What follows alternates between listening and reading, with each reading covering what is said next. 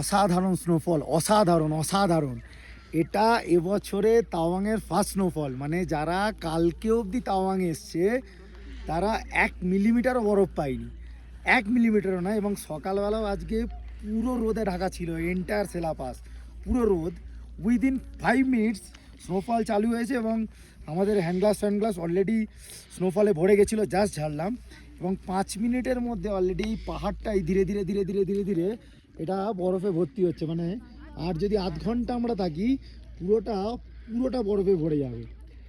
আর এইটা হলো আমাদের শিলা লেকের অর্ধেকটা অলরেডি বরফ হয়ে গেছে।